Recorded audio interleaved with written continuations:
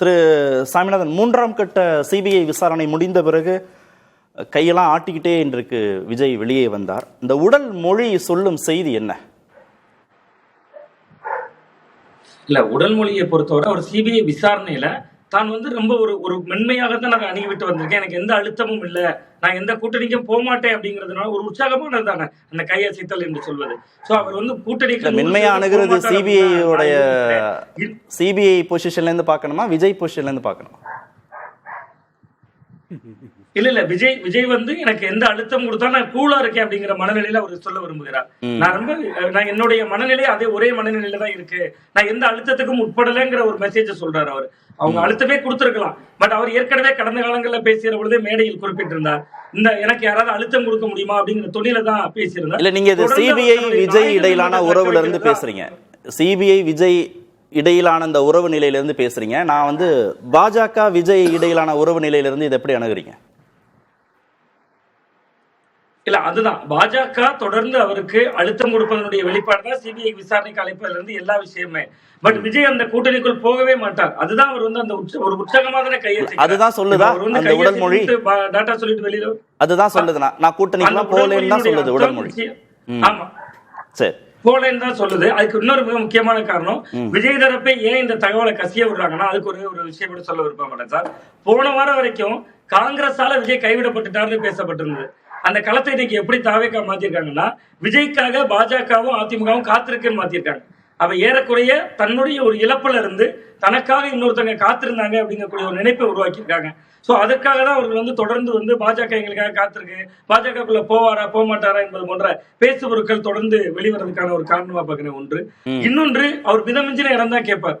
அந்த மிதமிஞ்சி அதுலயே ஒரு ஃபாலோ அவுட் இருக்கும்னு சொன்னார்ல மணி சார், அதுலயே ஒரு ஃபாலோ அவுட் இருக்கும். நீங்க கொள்கை எதிரி பாஜகன்னு சொல்லிட்டு பாஜகவுடன் பேச்சுவார்த்தை நடக்குது, பியூஷ் கோயல் பேசுறாரு, அமித்ஷா பேசுறாருன்னு வரக்கூடிய செய்திகள் இருக்குல்ல, அது அந்த கட்சிக்கு ஒரு குறைந்தபட்ச சேதாரத்தை ஏற்படுத்தும்னு சொன்னார். அதை முற்றிலும் புறந்தள்ளிட முடியுமா இந்த பேச்சுவார்த்தையை அனுமதித்ததன் மூலமா, அவங்களே லீக் அவுட் செய்ததன் மூலமா?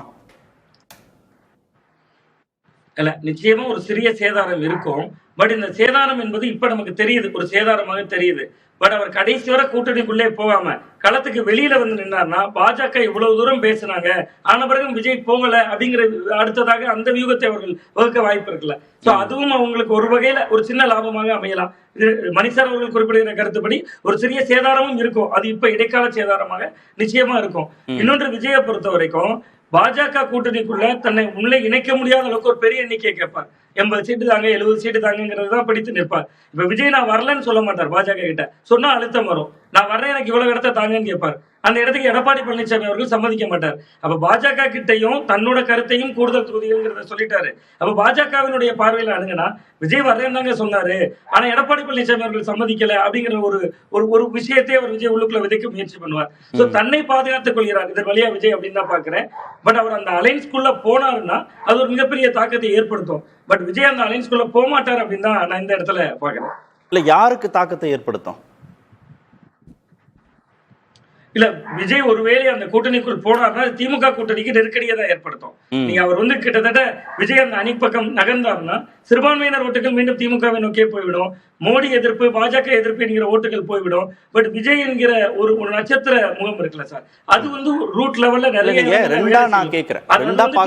நெருக்கடியை தாக்கத்தை ரெண்டா பார்க்க முடியும். ஒன்னு, அதிமுக பாஜக தாவேகா கூட்டணி ஏற்படுத்தக்கூடிய தாக்கம், இன்னொன்னு அதுல போய் சேர்ந்திருக்கக்கூடிய விஜய்க்கு ஏற்படக்கூடிய தாக்கம். இதுல எது பாசிட்டிவா இருக்கும், எது நெகட்டிவா இருக்கும்? இல்ல, விஜய் அவர்களுடைய நிரந்தர அரசியல் எதிர்காலத்துக்கு அது ஒரு பெரிய முற்றுப்புள்ளியாகவும் அமைந்துவிடும். நீங்க அவர் கொள்கை எதிரி என்று சொன்னவரை முதல் தேர்தலிலேயே போய் கிட்டத்தட்ட கொள்கை எதிரியோடு கரம் கோர்ப்பது என்பது பெரிய நெருக்கடியாக முடியும்.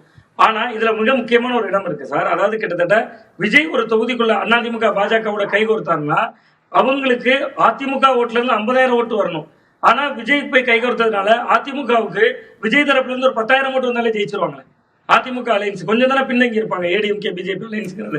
ஆனா விஜய்க்கு அப்படி இல்லையே, இந்த அணியில இருக்கக்கூடிய மொத்தமா இருக்கக்கூடிய ஒரு 50,000 60,000 ஓட்டுகளை ஷிஃப்ட் ஆகணுமே.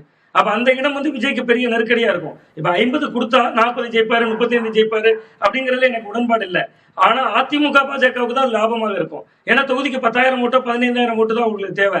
அது விஜய் கிட்ட இருந்து வந்துடலாம். ஆனா விஜய்க்கு இங்க இருந்து 50,000 ஓட்டு 60,000 ஓட்டு ஒவ்வொரு தொகுதிக்கு மாறுமா? அது ஒரு பெரிய கேள்விக்குறியாக இருக்கும். சோ அந்த வகையில அதிமுகவுக்கு லாபம், பாஜகவுக்கு லாபம். இன்னொன்று சார், அமித்ஷா அழுத்தம் கொடுத்தா விஜய் சம்மதிப்பாரோ இல்லையோ, எடப்பாடி பழனிசாமி அவர்கள் சம்மதிப்பாரானா நம்மளோட கடந்த கால வரலாறு ஒண்ணு இருக்கு. ஓபிஎஸ் இணைத்துக் கொள்ளுங்க, நாங்க அவர் இணைக்கல. கடந்த 2021 சட்டமன்ற தேர்தலில் டிடிவி தினகரன் அவர்களே குறிப்பிட்டிருந்தார்.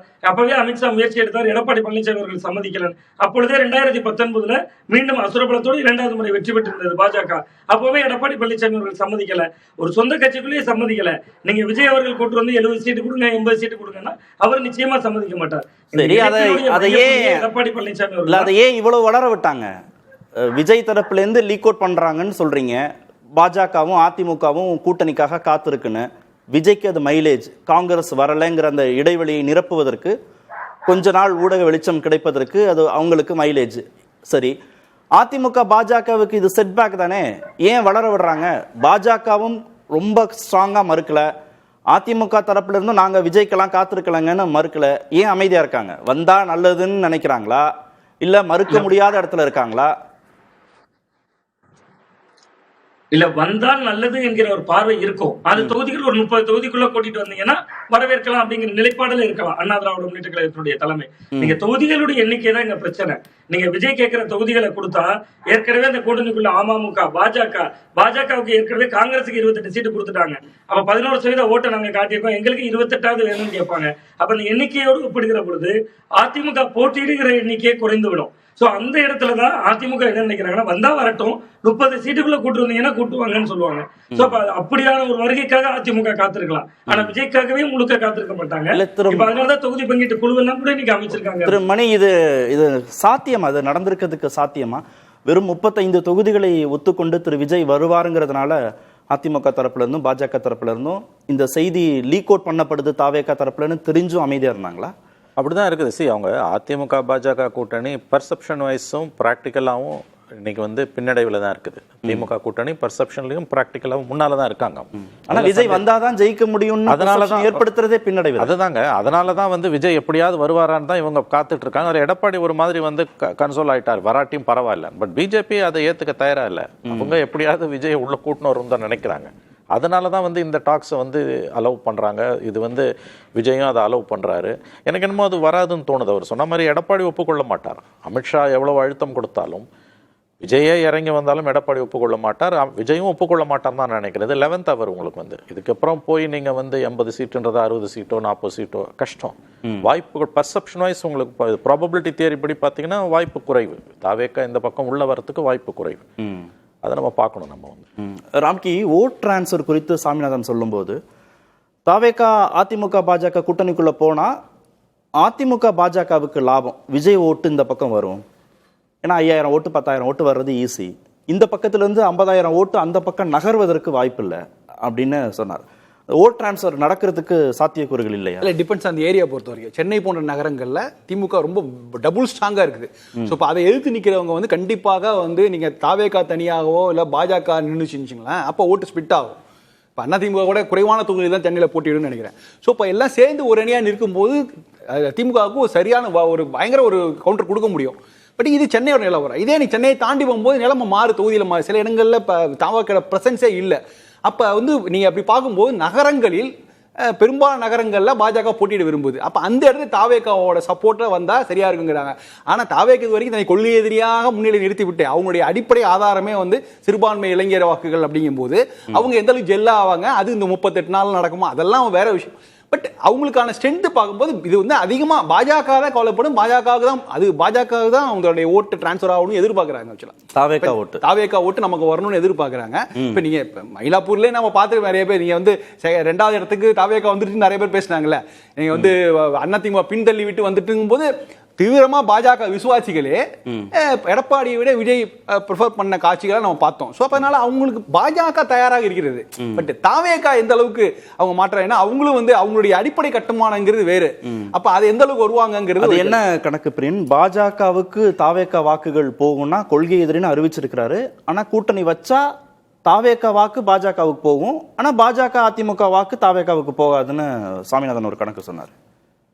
இல்லை, அதாவது முதல்ல வந்து இந்த மாதிரியான ஒரு இம்ப்ரெஷன்லாம் இருக்கும். பட் ஒன்ஸ் அவங்க ஜாயின் பண்ணிட்டாங்கன்னா கூட்டணி வெற்றி பெறணும். நான் திமுக கூட்டணிக்கும் சொல்கிறேன், அதிமுக கூட்டணிக்கும் சொல்கிறேன். ஒன்ஸ் வந்து இந்த மாதிரியான ஒரு எதிர் நிலையில் இருக்கிறவங்க சேரும்பொழுது முதல்ல ஒரு வாரம் வந்து ஒரு பேசுபொருளாக இருக்கும். அப்புறம் அந்த டஸ்ட்டு வந்து செட்டில் ஆகும். ஏன்னா வந்து அடுத்தது வின் பண்ணுறது தான் நோக்கமாக இருக்கும். அப்போ அந்த கூட்டணி வந்து எப்படி ஒரு ஒற்றுமையாக போகிறது அப்படின்ற ஒரு விஷயத்துலாம் அவங்க செயல்படுவாங்க. ஆக்சுவலாக இப்போ 2011 விஜயகாந்த் ஒரு இடத்துல பேசினாரு, ஜெயலலிதா ஒரு இடத்துல பேசினாங்க கடைசி கட்டத்தில் கூட. அந்த கூட்டணி வின் பண்ணலையா? வின் பண்ண தானே செஞ்சுது. ஸோ அதனால் வந்து 2 பேரும் சேர்ந்தே பிரச்சாரம் பண்ணலை. ஏன்னா அந்த கூட்டணியில் இடப்பிரச்சனையில் ஏற்பட்ட மனக்கசப்பு இருக்குல்ல, அது கடைசி வரையும் இருந்தது. அதுக்கப்புறம் அது தொடர்ந்து 10 மாதத்துலேயே இப்போ கூட்டணி மோசம் வச்சு வச்சுக்கோங்க. ஸோ அதனால் வந்து இந்த பிரச்சனைகள் இருக்கும். இந்த ஓட்டெல்லாம் டிரான்ஸ்ஃபர் ஆகுமா, தேமுதிக ஓட்டு திமுகவுக்கு போகுமா, இல்லை இந்த கூட்டணியில் அதிமுக ஓட்டு தாவேகாவுக்கு போகுமா, தாவேகா ஓட்டு, இதெல்லாம் முதல்ல கொஞ்ச நாள் இருக்கும்.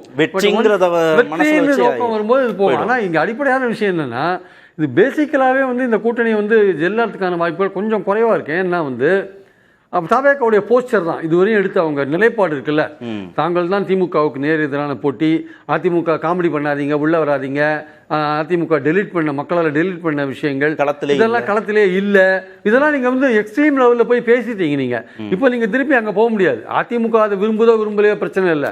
தாவேகாவே வந்து இந்த விஷயம் வந்து ஜஸ்டிஃபை பண்றதுக்கான காரணம் பாஜக வந்து இதை விரும்புது. ஏன்னா அதுக்கு என்னன்னா தாவேகா உள்ள வந்தால் அதிமுக போட்டி போடுற இடங்களோட எண்ணிக்கை குறைஞ்சிரும்.